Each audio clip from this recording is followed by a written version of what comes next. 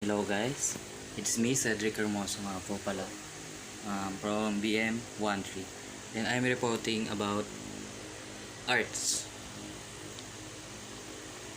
This is my content about arts, architecture, literature and combined arts, and music. So what is architecture? Architecture is the art of designing a building and supervising its construction. It fulfills man's needs that lead to its creation. So, an architecture daw is designing a building and supervising its construction. Ito yung mga na nakikita natin ng binubuo ng mga tao pag may mga project sila. Tulad ng build dito Duterte. Or mga nakikita natin sa Makati, sa Manila, yung matataas na condo or apartments. Next. Ito ang short clip about architects.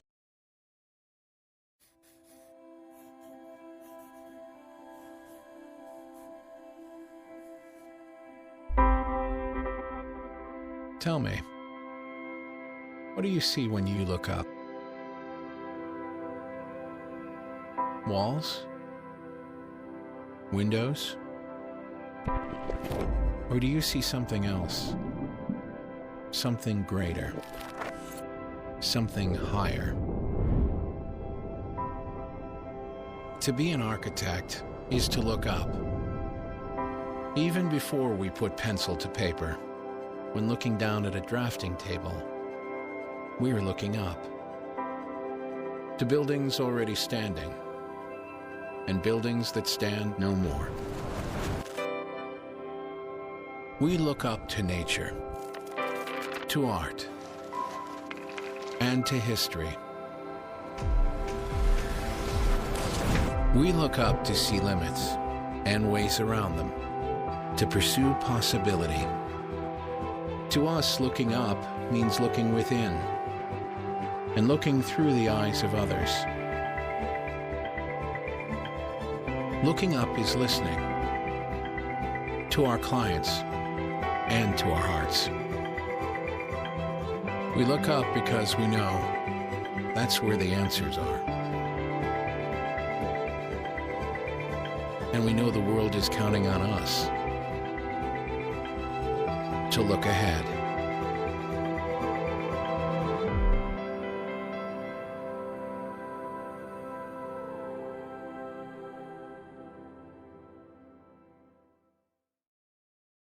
Ang about architects. Here are the man's needs. First is physical needs, which is the shelters. Ito yung mga tinitirhan natin para buhay tayo ng matagal or para maging okay tayo sa kapaligiran. 2. Emotional needs, endowed with rich, beauty, and interest. Emotional needs ng tao is yung pagiging peaceful, pagiging masaya, pagiging satisfied natin sa ginawa natin. 3. Intellectual needs, the purpose of occupation, and ito yung parang namomotivate tayo sa isang bagay. Para bang kailangan natin kailangan natin maklaim yung gusto natin para ma-motivate pa tayo. And number 4, psychosocial needs, recognition, response, self-expression. Ano nga ba ang psychosocial needs? Ito yung mga mental, social, cultural, spiritual, and development needs na nakikita natin sa mga tao or through psychological explanation. And ayun. Factors in the choice and use of architectural materials. Number 1, structural property. Workability with tools when used as construction materials. Ito yung mga factor na para mabuo natin yung construction na yun or yung building na yun. Ito yung mga example. Compressive strength. B. Tensile. C. Porosity. D. Lightness. E. Durability. F. Rigidity. G. Gracefulness. And lastly, flexibility of use. 2. Physical property. aesthetic use of the material for beauty. Ito yung mga interior design na nakikita natin na which is recommended talaga ng mga architect. Ito yung mga example niya. Texture, tonal, and color. Number 3, weakness of the materials. So yun, lahat naman ng bagay may kahinaan. Pati ang tao. Kung ang tao may kahinaan din, materials din. Ito yung mga example. Rotting, yung pamumulok ng mga materials natin tulad ng mga kahoy, bakal, or kung ano man ang ginamit nilang materials. B, corrosion due to moisture. Ito yung parang exposed sa tubig or moisture tulad ng araw. C, susceptibility to infection. Ito yung mga nai-infect yung mga tao dahil sa materials or yung infection ng materials. D, discoloration. Yung pabago-bago ng kulay tulad ng kahoy. Nagbabago yung kulay niya pag nababasa. From brown to nagiging darkish siya. E, solar radiation. Ito yung yung weakness din ng mga materials, yung pag natapatan ng araw. So, yung ibang architect, gumagamit sila ng mga materials na anti-radiant or mga anti na para hindi masira agad yung mga materials. And last is fungus growth. Ito yung mga tumutubo na mga germ or mga fungus sa kahoy or mga woods na ginamit. Next is longevity of materials. Lifespan of materials. Ito yung mga materials na tumatagal. Yung factor na tumatagal. Tulad ng bato. May mga architecture na gawa sa bato. Tulad sa Greece. Mga building doon. Tulad sa mga Europe. Kadalasan ng mga architect doon is buo sa bato. Which is tumatagal talaga. Effective talaga. Lahat naman ng building gawa din sa bato. Pero hindi lahat matibay. Ito yun, 10 years, 20 years, sa pa century, more than a century. Maraming building na tumatagal talaga, mga dekada o century. And next is other inherent properties. Weight, water resistance, heat resistance, and acoustic values. And last, others, non-inherent properties na nagiging factors ng architecture materials. Availability and economy. And ayun, availability and economy. Next is classification of architectural materials. Number 1, the materials from nature. Ito yung mga materials galing nature. Tulad ng woods and metal na galing mine yung metal, and woods from trees or mga puno. Number 2, materials manufactured or made by man. Ito yung mga materials na binuo ng tao. Mga pako, mga kung ano pa yung mga kailangan ng tools ng pagbuo ng building. And last is indigenous materials. Ito yung mga materials na tulad ng bamboo na nakakabuo ng mga kubo para mapatirahan din nila. And ayan, dako naman tayo sa literature. Language is the medium of literature and combined arts. Methods of art production and presentation. Number 1, realism. Describe as accurately and honestly as possible what is observed through senses. So, ang realism daw is sobrang detailed sa arts. As in, talagang makikita mo yung mga artwork na yun is sobrang detailed. Kahit mapakumot or damit siya. Ito ang example. Ivan the Terrible and his son Ivan. Sobrang detailed niya. Pati yung carpet. Pati yung damit. Sorry, maingay. And next, abstraction. Is that not show the subject at all as an object reality? Ito yung parang opposite ng realism. Parang hindi siya detailed.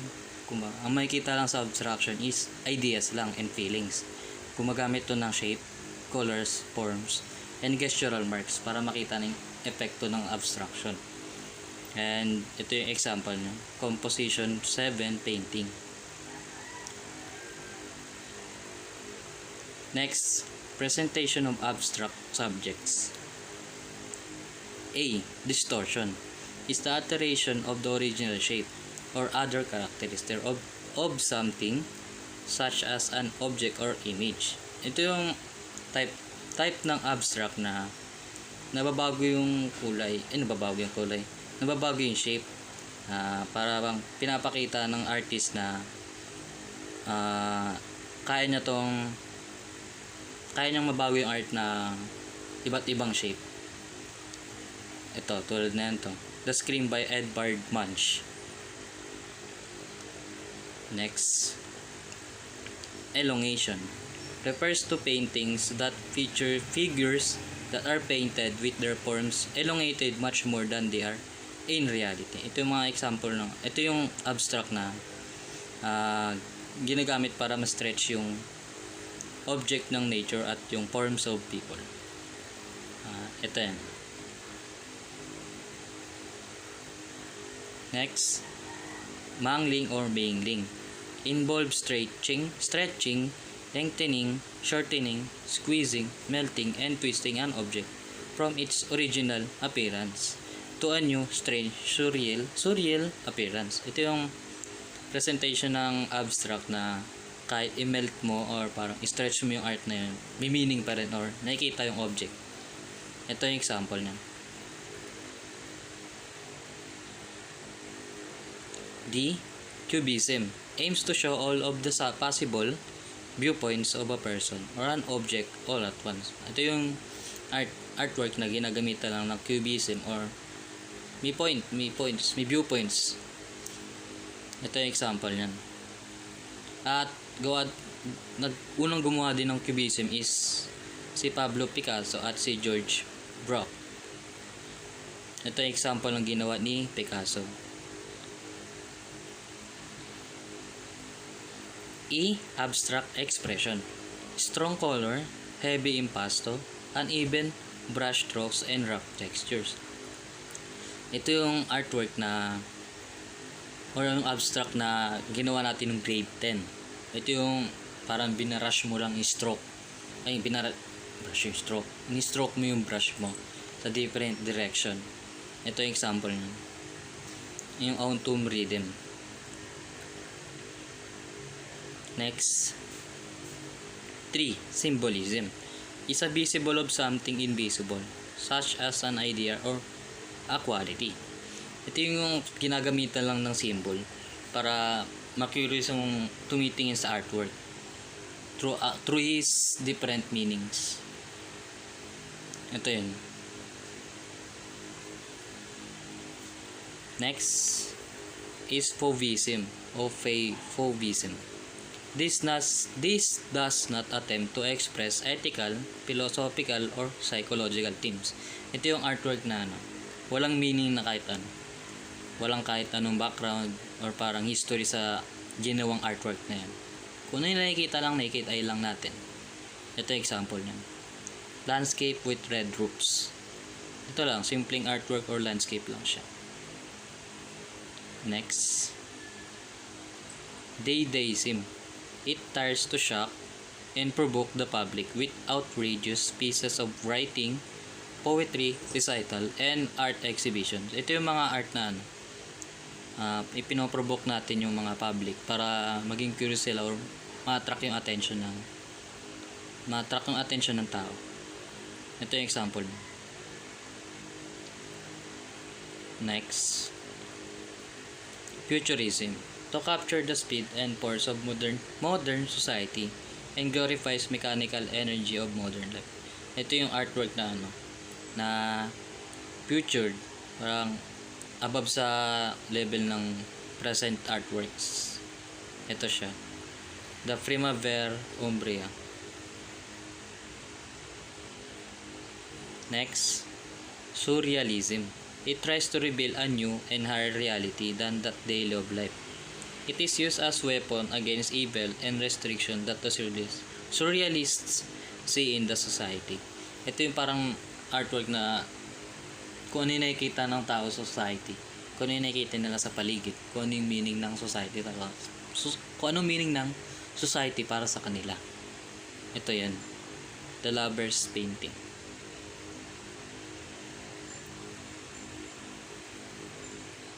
Next is Expressionism. They believe in the necessity of a spiritual rebirth for man in an age that was fast becoming influenced by materialism.